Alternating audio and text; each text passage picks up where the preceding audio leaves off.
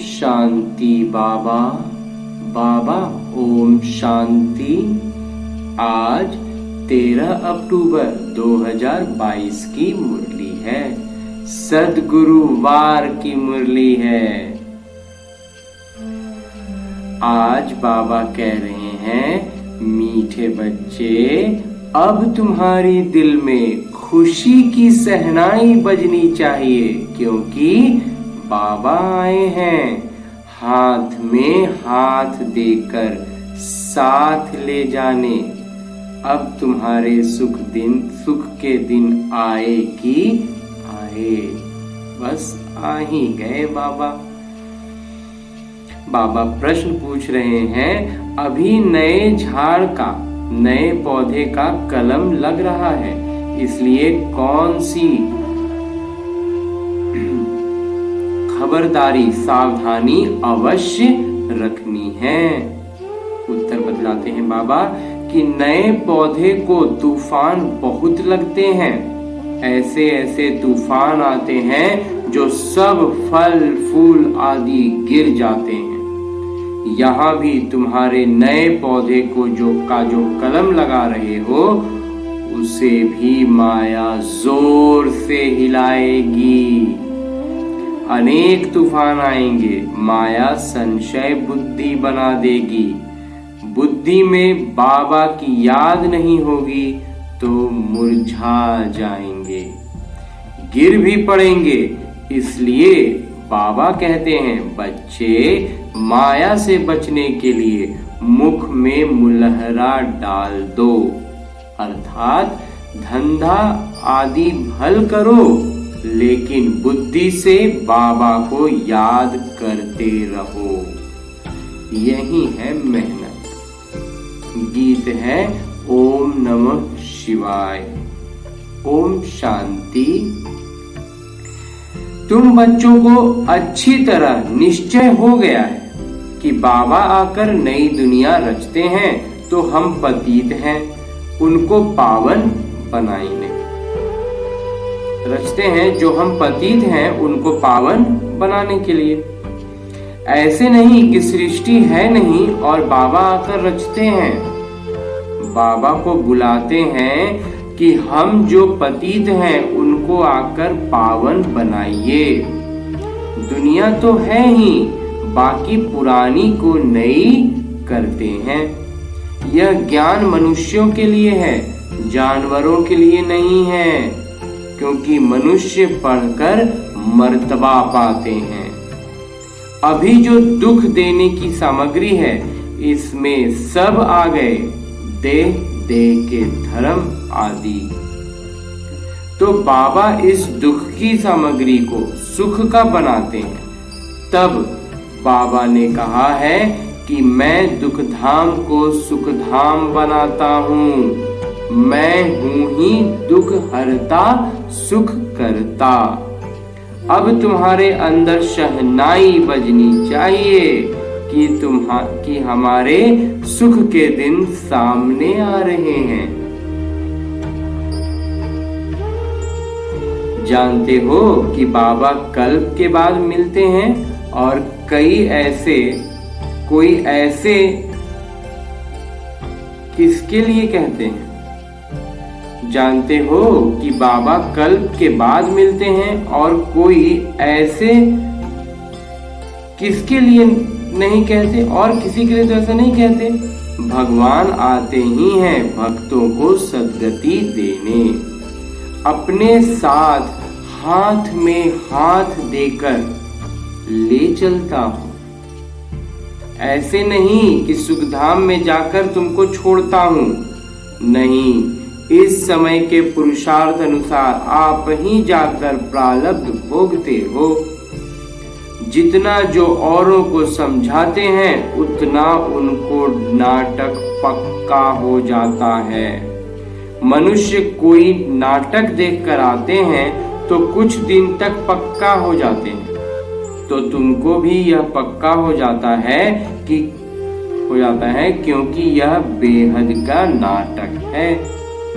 सतयुग से लेकर इस समय तक नाटक बुद्धि में है। सेंटर पर आते हैं तो सावधानी मिलती है, तो यह याद आता है। यहाँ भी बैठे हो तो याद है। सृष्टि तो बेहद का नाटक है, परंतु है मूल वतन को याद करना, और दूसरा है मूल वतन को याद करना भी है एक क्षण का काम। दूसरे क्रम में है सूक्ष्म वतन। तो वहां भी कोई बड़ी बात नहीं, क्योंकि वहां भी सिर्फ ब्रह्मा विष्णु शंकर दिखाए हैं। वह भी छठ बुद्धि में आ जाता है। फिर है स्थूल वतन। इसमें 4 युगों का चक्र आ जाता है। यह है बाबा की रचना। ऐसे नहीं कि सिर्फ तुम स्वर्ग को याद करते हो, नहीं, स्वर्ग से लेकर कलयुग अंत तक का तुम्हारी बुद्धि में राज है, तो तुमको औरों को भी समझाना है। यह झाड़ और गोले सृष्टि चक्र का चित्र सबके घर में रहना चाहिए। जो कोई आवे उनको बैठ समझाना चाहिए। रहमदिल और महादानी बनना है। इसको अविनाशी ज्ञान रत्न कहा जाता है। इस समय तुम भविष्य के लिए धनवान बनो। बाबा समझाते हैं, बच्चे, अब तक तुमने जो कुछ पढ़ा और सुना है उन सबको भूल जाओ। मनुष्य मरने समय सब कुछ भूल जाते हैं ना, तो यहाँ भी तुम जीते जी मरते हो। तो बाबा कहते हैं, मैं नई दुनिया के लिए जो बातें सुनाता हूँ वही याद रखो। अभी हम अमर लोक में जाते हैं और अमरनाथ द्वारा अमर कथा सुन रहे हैं। कोई पूछते हैं, मृत्यु लोक कब शुरू होता है? बोलो, जब रावण राज्य शुरू होता है। और अमर लोक कब शुरू होता है? जब राम राज्य शुरू होता है। भक्ति की सामग्री तो ऐसे फैली है जैसे झाड़ फैला हुआ हो। अब नए पौधे का कलम लग रहा है, तो ऐसे झाड़ को माया के तूफान देखो कितने लगते हैं। जब तूफान लगता है तो बगीचे में जाकर देखो कितने फल फूल गिरे हुए होते हैं। थोड़े बच जाते हैं। यहाँ भी ऐसे है कि माया के तूफान आने से अगर बुद्धि में बाबा याद हो तो माया का असर नहीं पड़ता। बाबा यह थोड़े ही कहते हैं कि धंधा आदि न करो। धंधा आदि करते बाबा को याद करो, इसमें मेहनत है। राजाई लेना कोई कम बात है क्या? बच्चे कहते हैं कि इसमें मेहनत है, तो बाबा कहते हैं राजाई लेना कोई कम बात है क्या? कोई हद की राजाई लेते हैं तो भी कितनी मेहनत करनी पड़ती है। यह तो सतयुग की राजाई लेते हो, मेहनत जरूर करनी पड़े। परमात्मा को ज्ञान का सागर कहा जाता है, जानी जाननहार नहीं। जानी जाननहार मतलब विचारों को पढ़ लेने वाला, यानी अंदर को जानने वाला। तो वास्तव में यह भी एक रिद्धि सिद्धि है, उसमें प्राप्ति कुछ नहीं। अगर उल्टा भी लटक जाएं तो भी प्राप्ति कुछ नहीं। आजकल तो आग से भी पार करते हैं। एक सन्यासी था, उसने आग से पार किया, आग पर चलकर पार किया। सुना है सीता ने आग से पार किया, तो यह भी आग से पार करते हैं। अब यह सब दंत कथाएं हैं। वह कह देते शास्त्र अनादि है। कब से? तारीख तो कोई है नहीं, दूसरे धर्मों की तारीख है, उसमें हिसाब लगाया जा सकता है। जैसे कहते हैं क्राइस्ट के 3000 वर्ष पहले भारत स्वर्ग था, परंतु स्वर्ग में क्या था? यह नहीं जानते। झाड़ का राज तुम्हारी बुद्धि में है। तुम वर्णन कर सकते हो कि इस वृक्ष का आधार कैसे लगा, कलम कैसे लगा, फिर कैसे वृद्धि को पाया। जब फूलदान बनाते हैं, गुलदस्ता बनाते हैं, तो ऊपर में फूल बनाते हैं, वह भी ऐसे हैं। पहले देवी देवता धर्म का तना था, बाद में सब धर्म तने से शाखाओं की तरह निकलते हैं, अर्थात उनकी प्रजा का फूल दिखाते हैं। अब विचार करो कि एक धर्म जब आता है तो फूलों का बगीचा था, गिरती कला बाद में आती है, अर्थात पहले स्वर्णिम, फिर चांदी, फिर तांबा और फिर लोहा युग में है। पढ़ाई तुम्हारी बुद्धि में होनी चाहिए।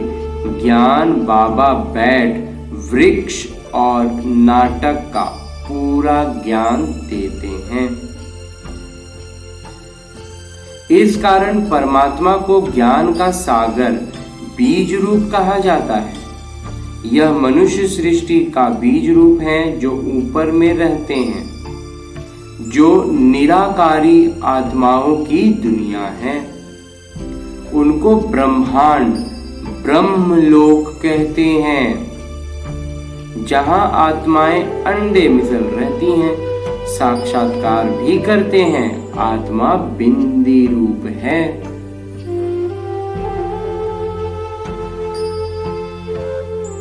जैसे जुगनू जब इकट्ठे उड़ते हैं तो जगमग होती है, परंतु वह रोशनी कम है।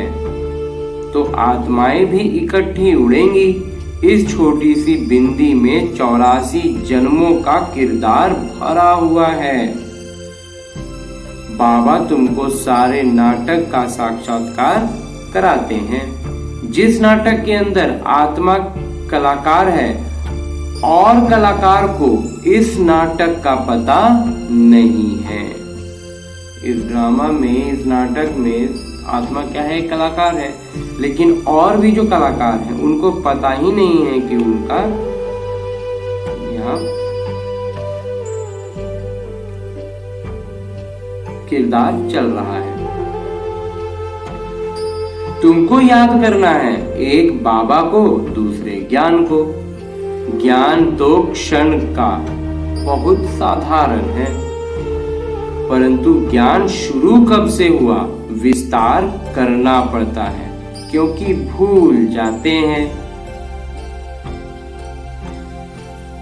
माया के विघ्न भी पड़ते हैं, शारीरिक बीमारी आ जाती है। माया के भी विघ्न पड़ते हैं, क्या होता है कि शारीरिक बीमारी आ जाती है।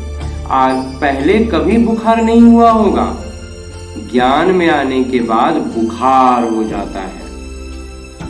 तो संशय पड़ जाता है कि ज्ञान में तो बंधन खल्लास होना चाहिए, परंतु बाबा तो कह देते हैं यह बीमारी और आएंगी, हिसाब किताब भी तो चुकतू करना है। भक्ति में मनुष्य 9 रत्नों की अंगूठी पहनते हैं, बीच में मूल्यवान रत्न लगाते हैं, आजू बाजू कम कीमत वाले। कोई रत्न 1000 वाला होता है, कोई 100 वाला। बाबा कहते हैं कि यह हीरे जैसी अमूल्य जीवन है, तो सूर्यवंशी में जन्म लेना चाहिए। सतयुग के महाराजा महारानी और त्रेता के अंत का राजा रानी में कितना फर्क होगा। यह नाटक की कहानी औरों को भी समझानी है। आओ तो हम आपको समझाएं कि 5000 वर्ष पहले एक बहुत अच्छा देवताओं का राज्य था। उन्होंने यह पद कैसे पाया। लक्ष्मी नारायण जो सतयुग के राजाई लेते हैं, उन्हों के 84 जन्मों का इतिहास भूगोल सुनाएं। ऐसे ऐसे प्रलोभन देकर उन्हों को अंदर ले आना चाहिए। क्षण भर की कहानी है, परंतु है पद्मों की। कहीं भी तुम जा सकते हो, विश्वविद्यालय में, विद्यालयों में, अस्पताल में जाओ तो कहना चाहिए कि तुम कितने बीमार पड़ते हो। हम आपको ऐसी दवाई देंगे जो 21 जन्म बीमार नहीं पड़ेंगे। आपने सुना है कि परमात्मा ने कहा है मन मना भव। तुम बाबा को याद करेंगे तो विकर्म विनाश होंगे और कोई नए कर्म होंगे ही नहीं, विकर्म होंगे ही नहीं। तुम सर्वदा स्वस्थ समृद्ध बन जाएंगे। आओ तो हम परम पिता परमात्मा की बायोग्राफी बताएं। परमात्मा को सर्वव्यापी कहना कोई यह बायोग्राफी थोड़ी ही है, ऐसे ऐसे समझाना चाहिए। अच्छा, आज तो भोग है। गीत है धरती को आकाश पुकारे। इसको कहा जाता है पुरानी झूठी दुनिया। इसको रौरव नर्क कहा जाता है।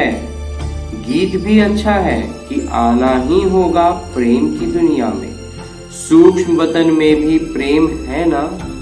देखो ध्यान में खुशी खुशी जाते हैं। सतयुग में भी सुख है, यहाँ तो कुछ नहीं।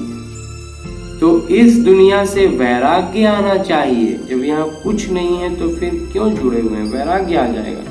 सन्यासियों का तो है हद का वैराग्य, तुम्हारा तो है बेहद का वैराग्य। तुम्हें तो सारी दुनिया को भुलाना है। बाबा ने बॉम्बे में एक पत्र लिखा था। बाबा सिर्फ बॉम्बे वालों को नहीं कहते, परंतु सब सेंटर्स वालों के लिए बाबा की राय निकलती है।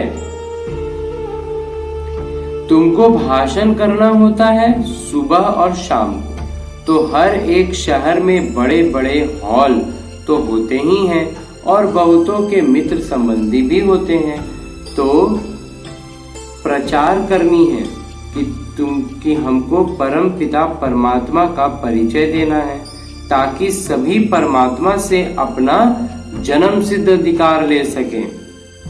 हमको सिर्फ 1.5 घंटा सुबह 1.5 घंटा शाम के लिए हॉल चाहिए। कोई हंगामा नहीं होगा, बाजा गाजा नहीं, तो कोई वाजिब किराए पर देवें तो हम ले सकते हैं। एरिया को भी देखना है, कितना बड़ा है, क्षेत्रफल भी देखना है, घर को भी देखना है कि अच्छा है। अच्छा आदमी होगा तो अच्छे जिज्ञासुओं को लेकर आएगा। ऐसे ऐसे 4-5 जगह भाषण करना चाहिए। बड़े बड़े शहरों में अगर पहला तल्ला न मिले तो दूसरा तल्ला, नहीं तो लाचारी हालत में तीसरा तल्ला भी ले सकते हो। ऐसे ही गांव गांव में भी जैसा गांव हो, भले कोई छोटा मकान हो, पूरा मकान तो चाहिए नहीं, सिर्फ 3 पैर पृथ्वी। सबको अपने संबंधियों से बात करते रहना चाहिए, तो कोई ना कोई दे देंगे। तो ऐसे सेंटर्स खोलते रहना चाहिए। कोई तो किराया भी नहीं लेते, और कई लेते लेते अगर तीर लग गया तो वह भी लेना बंद कर देंगे। जो विशाल बुद्धि होंगे वह अच्छा समझकर धारण करेंगे। जिनकी विशाल बुद्धि है उनको महारथी कहा जाता है। वह एक दूसरे के पीछे पीछे सेंटर्स खोलते जाएंगे। बच्चे जानते हैं कि हम अपना राज्य श्रीमत पर गुप्त ही स्थापन गुप्त रूप से कर रहे हैं, और कोई जान नहीं सकते कि यह स्थापन करते हैं। बस पवित्र रहना है।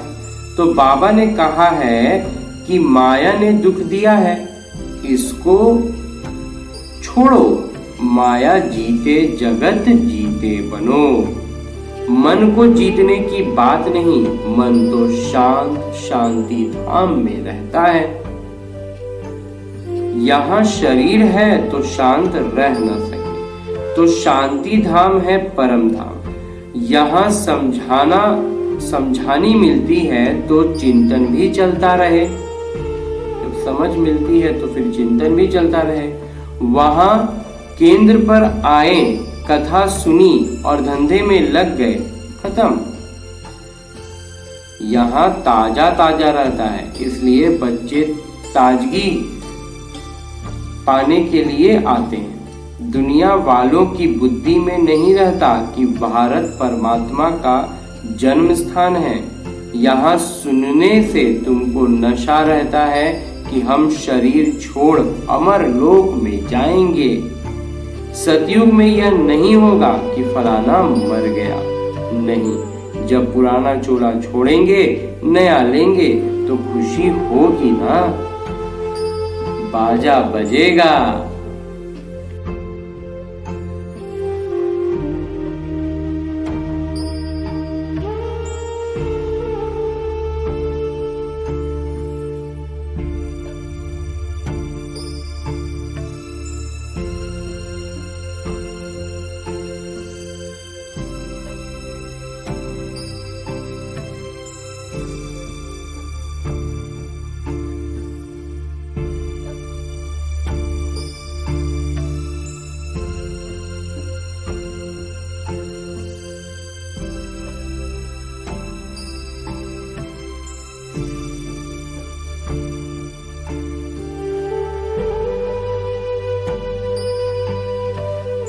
मीठे मीठे सिकिलते बच्चों प्रति माता पिता बाबा का याद प्यार और आशीर्वाद। रूहानी बाबा की रूहानी बच्चों को नमस्ते। हम रूहानी बच्चों की ओर से रूहानी बाबा को याद प्यार और प्रणाम। धन्यवाद बाबा, धन्यवाद। धारणा है, इस बेहद की दुनिया से वैराग्य रख, इसे बुद्धि से भूलना है। अविनाशी ज्ञान रत्न धारण कर भविष्य के लिए धनवान बनना है। नई दुनिया के लिए बाबा जो बातें सुनाते हैं वह याद रखनी है, बाकी सब पढ़ा हुआ भूल जाना है। ऐसा जीते जी मरना है। और आज बाबा वरदान दे रहे हैं। बाबा कहते हैं, कल्याणकारी युग में स्वयं का और सर्व का कल्याण करने वाले प्रकृति जीत माया जीत भव। इस कल्याणकारी युग में कल्याणकारी बाबा के साथ साथ आप बच्चे भी कल्याणकारी हो। आपकी चुनौती है कि हम विश्व परिवर्तक हैं। दुनिया वालों को सिर्फ विनाश दिखाई देता है, इसलिए समझते हैं यह अल्पकाल का समय है, लेकिन आपके सामने विकास विनाश के साथ स्थापना भी स्पष्ट है। और मन की यही शुभ भावना है कि अब सर्व का कल्याण हो। मनुष्य आत्माएं तो क्या, प्रकृति का भी कल्याण करने वाले ही प्रकृति जीत माया जीत कहलाते हैं। उनके लिए प्रकृति सुखदाई बन जाती है। स्लोगन है, न्यारे प्यारे होकर कर्म करने वाले ही संकल्पों पर क्षण में पूर्ण विराम लगा सकते हैं। अच्छा, ओम शांति। ओम शांति बाबा। बाबा ओम शांति। ओम